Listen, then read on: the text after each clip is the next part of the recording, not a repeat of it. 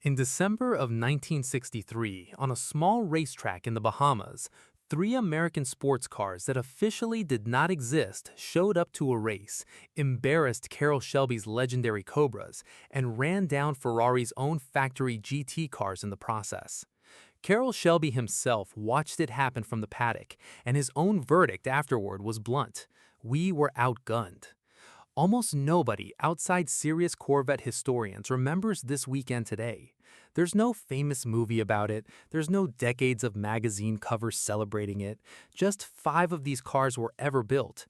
General Motors' own corporate leadership tried to erase the entire program before it ever raced.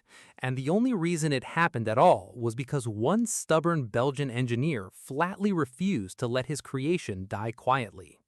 This isn't a countdown of 10 cars from a single year.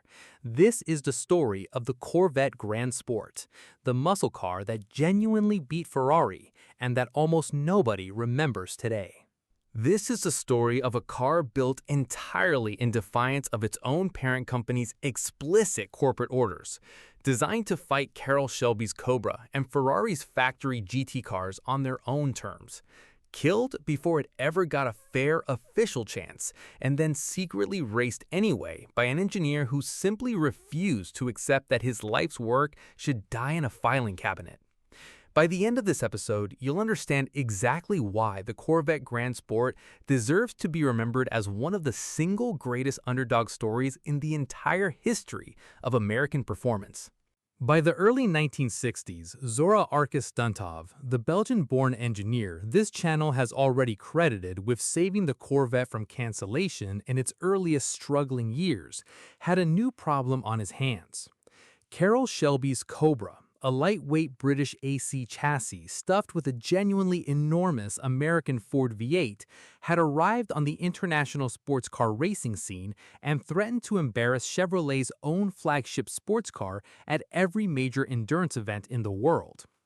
At the exact same time, General Motors was operating under its own version of the industry-wide AMA racing ban, an internal corporate policy discouraging factory-backed motorsport involvement, driven partly by antitrust concerns tied to GM's dominant roughly 60% share of the entire American car market.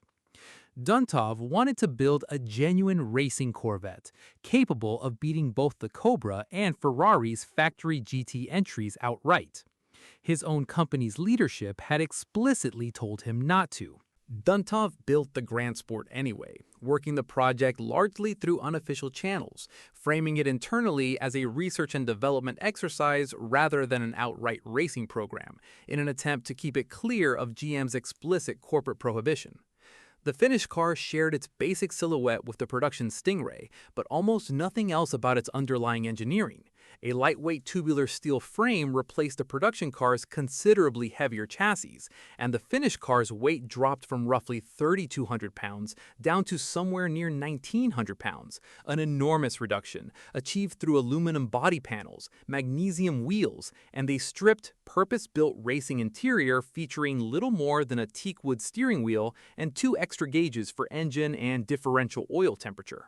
Under the hood sat an all-aluminum 377 cubic inch V8 fitted with 4 Weber 58 DCOE side draft carburetors, producing somewhere in the neighborhood of 500 horsepower, a genuinely enormous output for a car weighing less than a ton, and considerably more power to weight advantage than the production Corvette's own big block options could offer at the time. Duntov's original ambition for the Grand Sport was genuinely serious. He planned to build 125 examples, the minimum number required under international GT racing homologation rules, giving the Corvette a legitimate, factory-supported shot at taking on Ferrari and Shelby's Cobra directly in full international competition, including events like Le Mans and Sebring. The car was scheduled to make its competitive debut at the 1963 running of the 12 Hours of Sebring, with a full Le Mans campaign to follow shortly afterward. Then General Motors' own senior leadership caught wind of exactly what Duntov's team had actually been building, and the entire program got shut down almost overnight.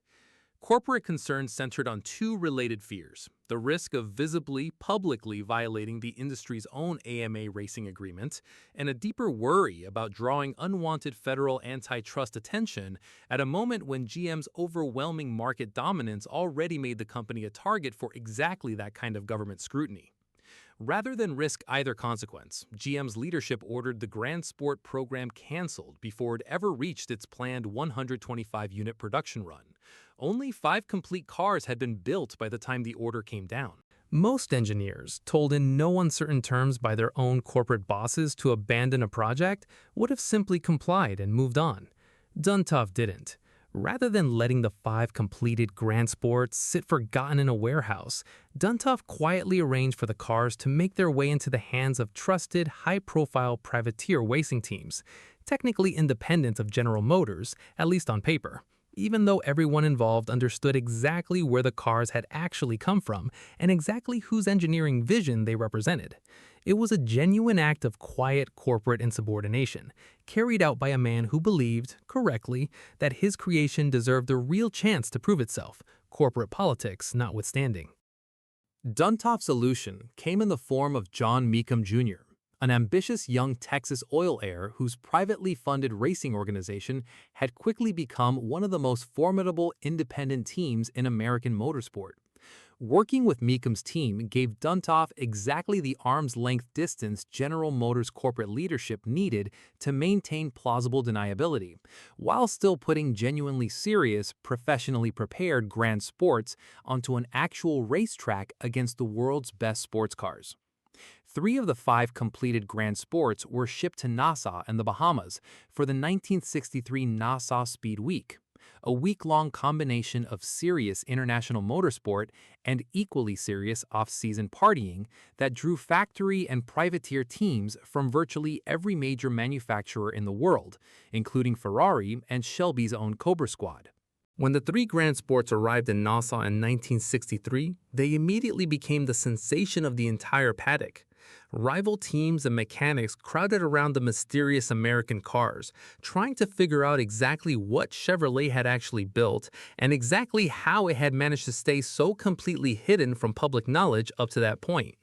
Among the curious onlookers inspecting the cars closely was Carroll Shelby himself, reportedly examining the Grand Sports with genuine concern, fully aware that whatever General Motors had secretly built now posed a direct, serious threat to his own Cobra program's carefully built reputation. Duntov's engineers spent the days leading up to the actual competition working furiously to solve last-minute mechanical issues, at one point fabricating an entirely new external differential oil cooling system using a radiator mounted directly beneath the rear window, essentially overnight, to cure overheating problems the cars had developed during initial testing. In Friday's 112-mile Governor's Cup race, driver Augie Pabst brought one Grand Sport home in 4th place overall, immediately behind its sister car. 2 days later, in the considerably more prestigious 252-mile Nassau Trophy race, driver John Cannon finished 2nd in class and 8th overall, while driver Dick Thompson captured an outright class victory in a 3rd Grand Sport. Together, across that single remarkable weekend, the 3 Grand Sports comprehensively outran Shelby's Cobras, running roughly 10 seconds faster per lap, while also outperforming Ferrari's own factory-entered GTO GT cars in the same field.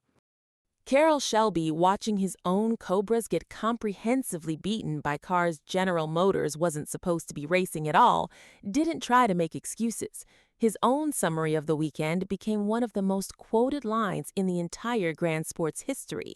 "We were outgunned." On other occasions, Shelby went even further, acknowledging that even hampered by corporate interference and limited development time, Duntov had accomplished only a fraction of what the Grand Sport was genuinely capable of, famously calling it the great Corvette racer that never was.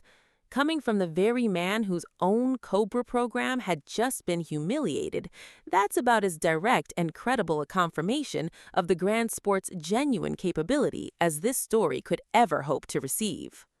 While the Cobra rivalry has always dominated the popular version of the story, several detailed historical accounts of that Nassau weekend are explicit that the Grand Sport didn't just outrun Shelby's cars, it comprehensively outperformed Ferrari's factory GTO entries in the very same field, embarrassing one of the most celebrated and successful racing manufacturers in the entire world.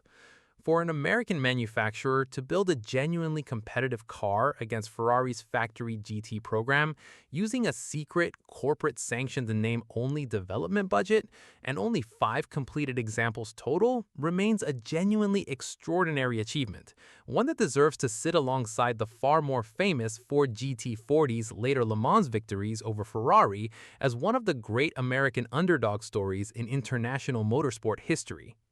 All 5 original Corvette Grand Sports still exist today, and each one occupies an almost mythical status within the collector car world, regularly appearing at the very top of major auction house estimates whenever one changes hands.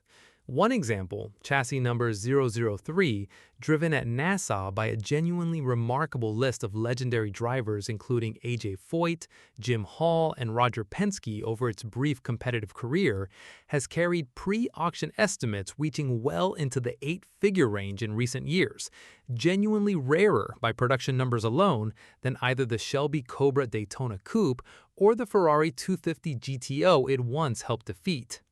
That kind of value reflects exactly what serious collectors and historians already understand about this car, even if the broader muscle car fanbase still largely doesn't. The Grand Sport represents one of the most significant, most genuinely underappreciated chapters in the entire history of American performance engineering.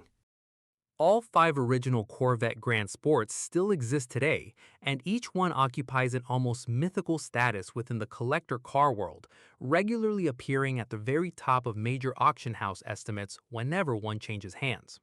One example, chassis number 003, driven at Nassau by a genuinely remarkable list of legendary drivers including A.J. Foyt, Jim Hall, and Roger Penske over its brief competitive career, has carried pre-auction estimates reaching well into the 8-figure range in recent years, genuinely rarer by production numbers alone than either the Shelby Cobra Daytona Coupe or the Ferrari 250 GTO it once helped defeat. That kind of value reflects exactly what serious collectors and historians already understand about this car, even if the broader muscle car fanbase still largely doesn't. The Grand Sport represents one of the most significant, most genuinely underappreciated chapters in the entire history of American performance engineering. So, what does this entire story actually prove?